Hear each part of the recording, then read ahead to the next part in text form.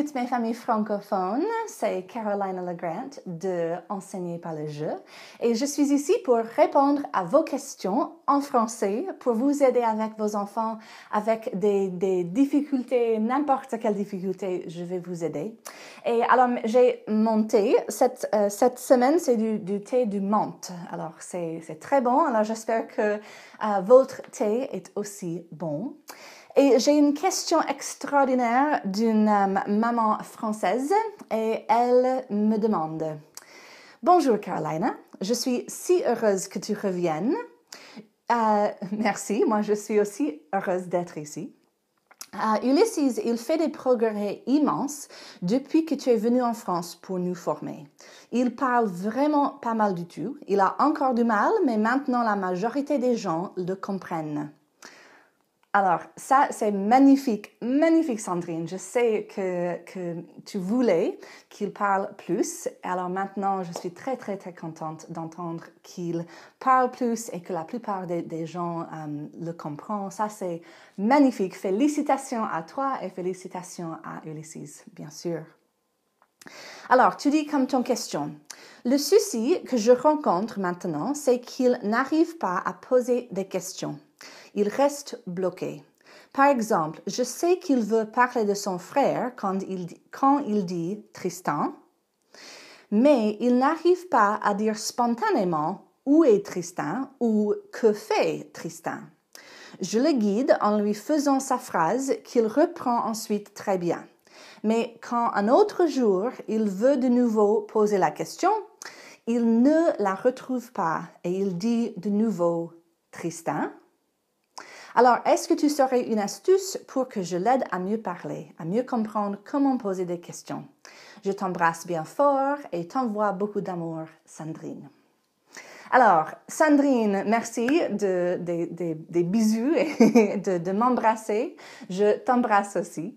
Et je pense que c'est une très, très bonne question parce que je sais que la plupart des parents, même s'ils comprennent comment enseigner les phrases et les mots, c'est difficile pour les parents de faire la transition entre les phrases et enseigner les questions à leurs enfants. Alors, c'est une très bonne question et j'aimerais bien t'aider, Sandrine, mais aussi des autres parents du monde francophone qui veulent enseigner des questions à leurs enfants.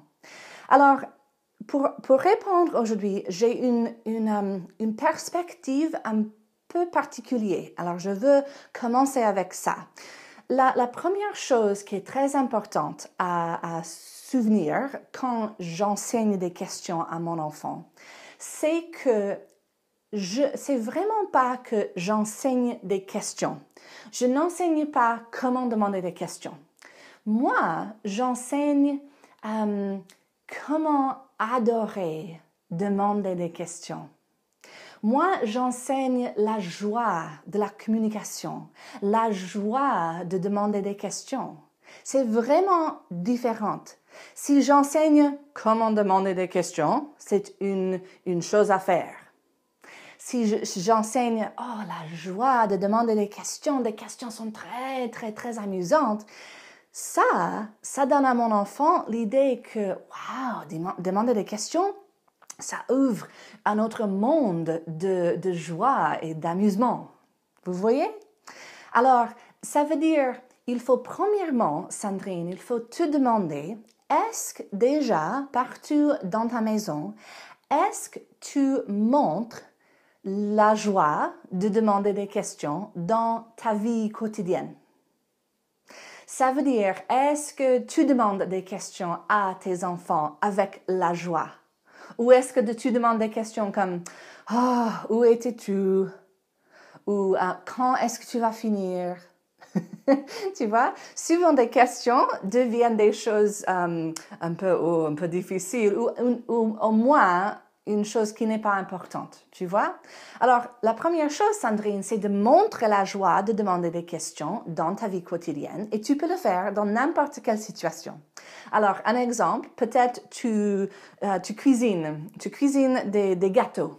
Alors, tu es dans la cuisine, tu fais des gâteaux et tu demandes à toi-même, mais haute voix, tu demandes, où est la farine? Oh, j'oublie où j'ai mis la farine. Je dois trouver la farine. Où est la farine? Et tu demandes une question plusieurs fois en créant quelque chose d'amusant et tu cherches la farine et oh voilà la farine, je l'ai trouvée. Oh mais zut, où est le sucre? Sucre, où es-tu? Et comme ça, même pendant que tu cuisines, tu peux montrer la joie de demander des questions. Je suis sûre que la plupart des parents ne font pas ça, parce que ça serait un peu bizarre dans la vie normale. Mais je veux changer la vie un peu. Je veux changer la vie d'une vie normale à une vie un peu plus amusante, un peu plus plein de la joie des questions. Alors, ça c'est la première chose à faire. Montrer la joie de demander des questions partout dans la maison, avec la famille, chaque fois que tu peux. Tu veux montrer la joie de demander des questions. Ça, c'est la première chose. OK, deuxième chose. Quand Ulysses demande une question comme Tristan, je vais te donner quelque chose à faire dans cet exemple. Alors, quand il demande Tristan, si tu réponds tout de suite avec où est Tristan? Oh, il est dans le jardin. Voilà, Ulysses, il apprend. OK, moi, je dis Tristan, maman dit la question et maman me donne la réponse. Ah, parfait. J'ai besoin de demander Tristan et ma mère fait toute l'autre chose. Tu vois? Alors, au lieu de ça, moi, je suggérais de ne pas répondre tout de suite à la question que tu penses qu'il demande. Tu comprends? Ça veut dire, il demande Tristan et tu penses, oh, il demande où est Tristan. Ok, moi, je ne réponds pas à ça, pas tout de suite. Moi, je réponds littéralement à ce qu'il a dit. Il a dit Tristan. Ça peut dire n'importe quoi. Ok, il dit Tristan et moi, je dis, oh, Tristan, il adore manger des gâteaux. Il dit Tristan et je dis, oh, j'adore Tristan. Tu sais, il a 4 ans, 7 ans. Il grandit, hein? Il dit Tristan et tu dis Tristan n'a jamais mangé du terre. Il n'a jamais mangé un pierre. La réponse n'est pas importante. Ce qui est important est que la réponse est une réponse différente que où est Tristan. Et c'est une réponse un peu amusante, un peu bizarre. Tu vois? Alors, premièrement, tu montres la joie de la communication dans la maison. Deuxièmement, quand il demande Tristan, tu réponds littéralement. Ça veut dire que tu réponds à Tristan, pas à où est Tristan. Et tu montres que Ulysses demande quelque chose qui n'est pas clair. Tu réponds, mais c'est pas à la question qu'il demande, tu vois? Alors, tu réponds quelquefois comme ça, avec des réponses un peu bizarres, un peu amusantes. Et puis, après 2 ou 3 réponses comme ça, tu dis, ah, mais attends, Ulysses, est-ce que tu demandes où est Tristan? Oh! Où est Tristan? Où est Tristan? Où est Tristan? J'adore cette question. Et tu montres encore la joie de demander des questions, en disant la question avec la joie et l'énergie. Et puis tu réponds, ah mais tiens, il est dans le jardin. Ah, merci d'avoir demandé. Tu vois, au lieu de répondre tout de suite à la question que tu penses qu'il demande, tu réponds littéralement à ce qu'il dit, et puis quelquefois, et puis tu modèles la question et réponds à la question. Comme ça, Tristan va voir, waouh, maman répond, elle m'aide, mais elle est un peu stupide au début, hein? Elle ne comprend pas que je dis où est Tristan. Et tu veux ça, tu veux que Ulysses voit Tristan ne résulte pas immédiatement avec la réponse qu'il a voulu. Tu réponds, mais tu es un peu plus lente au début avec des réponses un peu bizarres et puis tu réponds. Et comme ça va donner à Ulysses la motivation de voir la différence entre Tristan et où est Tristan. Il va voir que où est Tristan est beaucoup plus efficace et il va se souvenir plus de la question. Et alors, troisième chose, pour aider Ulysses à demander des questions ou n'importe quel enfant, c'est très important, Sandrine, que tu passes plus de temps à jouer avec des questions. Ça veut dire ne pas seulement enseigner comment répondre aux questions dans la cuisine quand il demande. C'est très important que chaque jour ou la plupart des jours de la semaine, tu passes un peu de temps avec lui dans la salle de jeu si tu en as, ou dans sa chambre, ou jouer avec lui dans le salon, sans la télévision et sans le portable, bien sûr. Tu vas passer du temps seulement avec Ulysses et tu vas montrer à lui cette idée que demander des questions est amusant. Et tu peux créer des jeux pour jouer avec des questions. Par exemple, peut-être si Ulysses adore des caractères par télévision, tu peux cacher des petites images des caractères dans la salle de jeu avant de jouer avec Ulysses. Alors, tu mets des petites images partout et puis tu dis à Ulysses, mais tiens, tu sens ça? Je pense que c'est Pépé le Pew. Il est là. Où est Pépé le Pew? Il faut le trouver. Où est Pépé le Pew?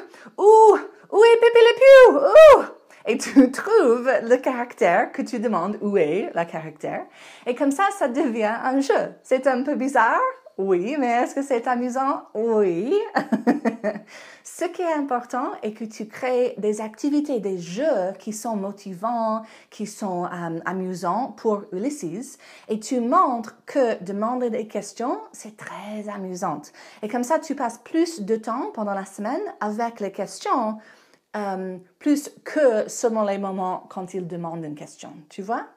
Alors, 3 choses. On va montrer la joie de la communication, la joie de demander des questions dans la vie quotidienne. Deuxièmement, on va répondre aux questions comme Tristan. On va répondre littéralement quelquefois et puis modeler la question et répondre à la question. Mais il faut montrer au début que tu n'as pas compris. Tu vas répondre littéralement.